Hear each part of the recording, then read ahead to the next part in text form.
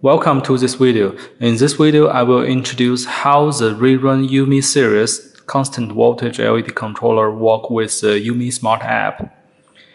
Now the controller is powered on and I open the UMI Smart app. So from the app, tap on the Discover Nearby button and you will find the controller. So here lists the controller, the name is XV50-5T.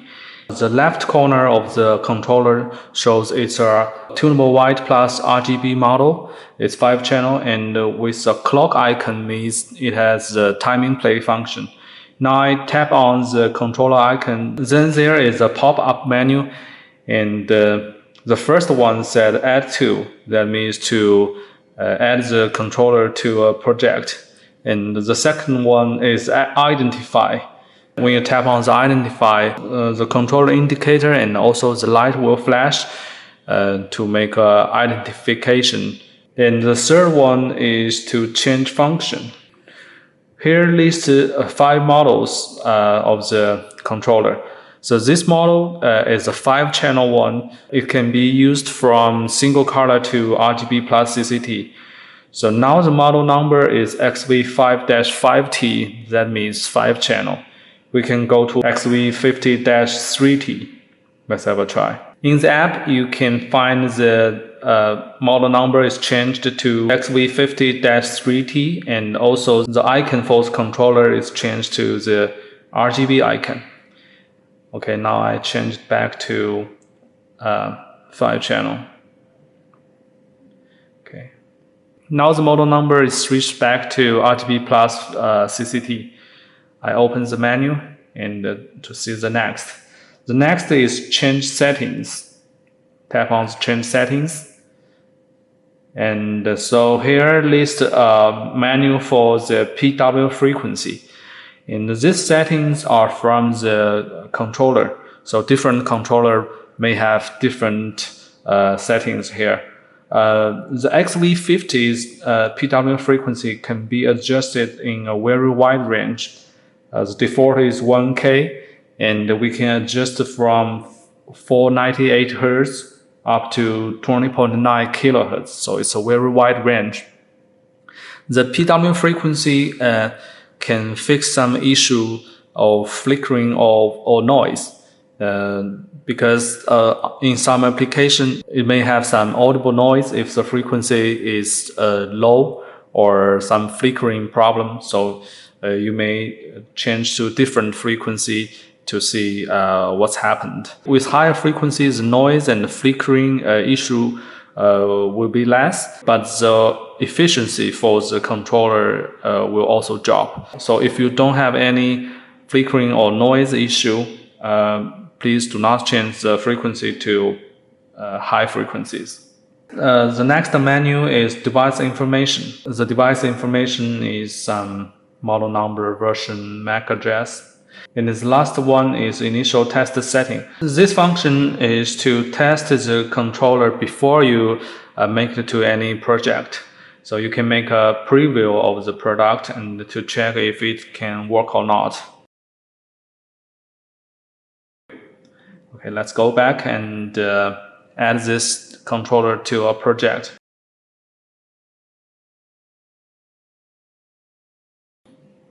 I make a project name, test project. Okay, for the password option, there is single, dual password, or free of password. For single password, it's just a single password. And for dual password, there's user password and managed password. If you select dual password and set different user password and managed password, the settings of this controller can only change when you log in with the managed password. And you can also select the password to free. That means everybody can use the project. Okay, we go to the single password one. Give it a simple password first. Now it gives you a message that the project name and the password cannot be changed once you create it, unless you reset everything to factory default. So need to remember the project name and the password. Okay, confirm. Now the app is connecting to the project. So here's the main menu of the app, and the project name is listed here is test project, and only one device now is XV5-5T. And from the main interface, you can turn on or off the single controller, or if you have multiple devices, you can click on the all to turn on and turn off all devices. So there will be a slider here. You can tap on the slider and adjust the brightness here. And if you tap on this bar, it will open the main interface of the controller. For white application, you can adjust the white brightness and change the color temperature from lowest to highest. And if you want to make a color application, you can adjust the color brightness higher and select a color in the color palette. You can also select a very accurate color from this button. And from the scene library here, we can load or save the scene content. So there are 4 presets scene content here. You tap on the 1, 2, 3, 4, you can jump to the preset scenes. And you can also save the current mood to the scene content. For example, I want a white with some purple color maybe to a scene, and I tap on the save scene button, go to a blank position 5. Then saved on position 5. I can open the scene library and select the scenes I just saved. Also, the number 1 to number 4 scene content is linked to the remote controller. And for the remote controller with scene function, the 1, 2, 3, 4 function is the same as scene 1 to scene 4 from the app. And for the scene function, there's more options on the main menu. Let's go back to have a look at the scene here. Here list the 5 scenes, and they are loaded from the controllers. Now I tap scene 1, and it's just the scene 1 I saved in the scene library, and tap to open the scene content. Let's see what's inside. And now I only have 1 device. If I have several devices, I can select multiple devices and to set a different color or different status to a scene at one time.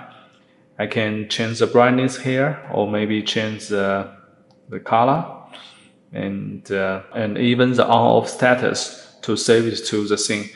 And also here is the slow change in second function. If I open this function and give it a number like 10 seconds, and when you activate this scene, it will slowly change to the target color in 10 seconds. Okay, let's have a look. Now I save the scene with a slow change function.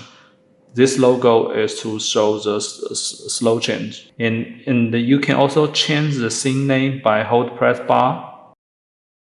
Now I go to the scene 5, and it's a purple color, and go back to scene 1 again. Let's see what will happen. Now it's slowly changing from the purple to a warm white. This is a feature of edit a scene and activate the slow change feature. For the scene function, there's also a scene timing play option here. This option is available on the T version controllers. The T version means with a real-time clock with a backup battery in the controller, and you can set up a different scene program related to date, time, and the weekdays. Then let's have a try. Tap on the plus to add. For example, I want to go to scene 1. The scene name is meeting at 14 o'clock. And I want to repeat it with maybe every working day from Monday to Friday. And okay. I will add another scene at 15 o'clock with scene 3. And at date on maybe September 29. Okay. Then you save this setting to the device. and the controller will automatically play this content at the time and date you just selected. Now let's go back to the main interface of the controller. Below the scene library, there's more functions. Here we have some dynamic effects, and you can adjust the running speed of the effects. And the second tab is delay off. You can tap on different minute or different hour to turn off the controller. And the third tab is the timing play. This timing play function is linked with the scene timing play function. Now the app loads the content I just set in the scene timing play. And you can also add more timing play content and from here. And for the timing play setting in the device, you need to select the scene library from the device to set. This is the main function of the controllers. On the next, let's have a look at the setting of the controller. You need to hold press the bar and then open the setting menu of the device. You can change the device name. Maybe I change the device name to my sample.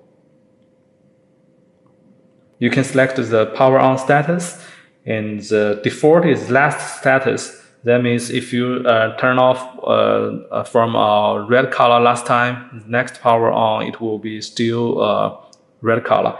And you can also go to some default status setting from the scene library. You can select maybe a cool white as a default. Every time you turn on, in spite of the status of last time turn off, it will go to the scene 3 I just selected here. The indicator default is on, you can go to off. That means to turn off the indicator on the controller. If you install the controller at some place and you don't want to the user to see the indicator, all the setting will be sent to the controller once you tap on the confirm. Fading speed is turn on, turn off, and color change speed. And you have 6 options from direct to very slow. And the next is the CCT value. This is to define the lowest color temperature and the highest temperature. I can define the temperature to maybe the lowest to 3000 and the max to maybe 5500. Okay, next is device information. And here, next is the remote controller activating. And this is very useful if you need to pair a remote controller after the controllers are already installed. Of course, you can still pair the remote controller by power off the controller and power on again, but sometimes it's not very convenient to turn off the power. So here you can activate the pairing. Now I have a remote controller here, it's not paired, it doesn't work. And I activate the pairing and then hold press the on button, and it will pair the remote to the controller. For the last one is delete and restore. If you tap on the delete and restore, there will pop up a menu to reset the controller to factory default. There are 3 options here. You can keep the remote controller setting, sensor setting, and some critical settings. And for the second one, only keep the critical configurations. That means such as model number, model name, and the PWM frequency. The third one is reset all. Reset all means to reset everything to factory default.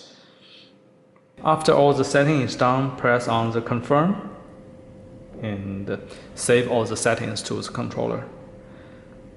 Now it go back to the main menu. And you can see the device name has changed to my sample. And I open the device. I can find the CCT value range is also changed from 3000K to 5500K. So the setting is saved in the controller. This is basic introduction of how the IoT controller works with the Yumi Smart app. Thanks for watching.